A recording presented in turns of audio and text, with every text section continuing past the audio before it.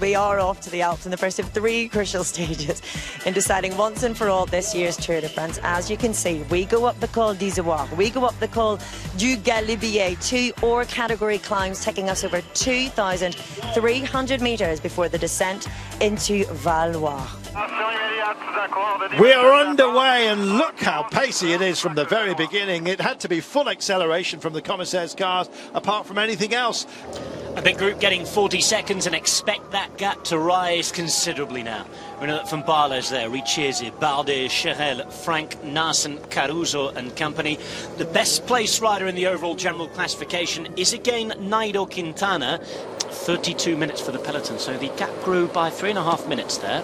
7 minutes 25 back the yellow jersey group. With this current gap, Nairo Quintana is back into the top 5 in the virtual general classification of the Tour de France. Bardet, Caruso, Quintana, Lutsenko and Woods.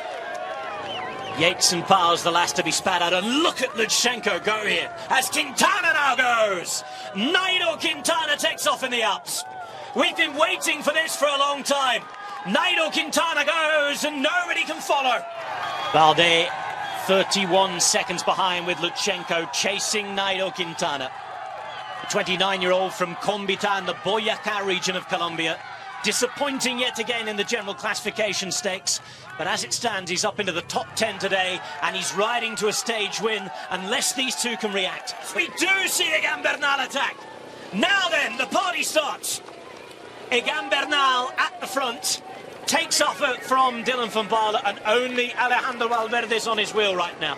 Bernal putting in a big ride here, perhaps going a long way towards potentially winning the Tour de France. There he is up to second at 1 minute and 23 seconds behind Julien Alaphilippe. Geraint Thomas goes as well. Oh, this could be interesting internally. This could be very interesting internally.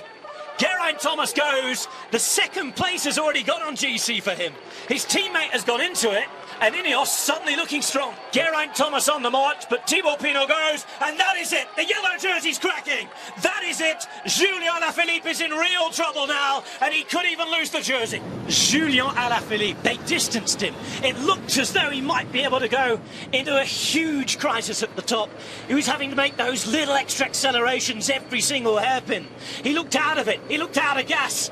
The tank is full again. The heart is beating, and France is just 2 stages maybe from winning a first Tour de France for 30 odd years. It's not going to be yellow for this man, but it is going to be a big comeback. Quintana comes out to play in the Alps, and all the way from the Andes he's brought his best climbing talent and legs with him. Quintana, who has blood on the shirt, blood, sweat, tears, and finally joy for Nairo Quintana. 13, 14, ticks on. It's going to be at half a minute. It's going to be just over half a minute for Egan Bernal.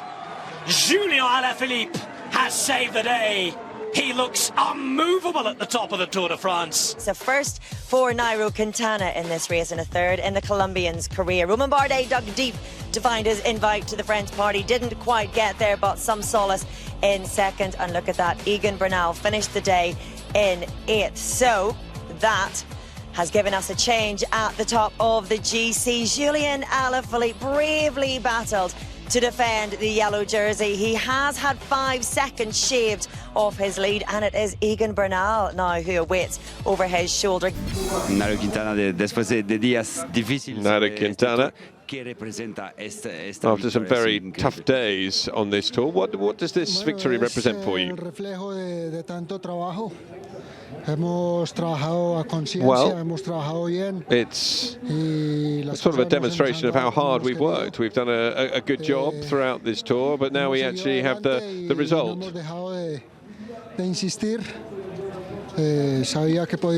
We just kept on trying, we kept on pushing for...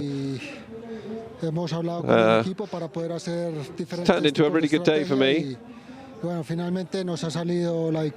created some team strategies, and we got the stage victory, and we were trying really hard with Mikel Landa and trying to get him into a good position. It's a great victory. And all of them have done a really good job since the beginning of this tour. I was sad when I lost time earlier on in the tour, but now I can dedicate this victory to my team and return it to my country and for my fans, and yeah, it went a lot better. You seem very emotional at the moment. Yeah, well, it's a very emotional moment because things haven't been going particularly well. It's been important for me to try and win this type of stage because I'm a climber, and I feel that it's very good. It's the Queen stage of this tour, so it must be a great one to win. Yeah, it was an incredible climb, and we did recognise that it was really extraordinary, and these climbs are very emotional.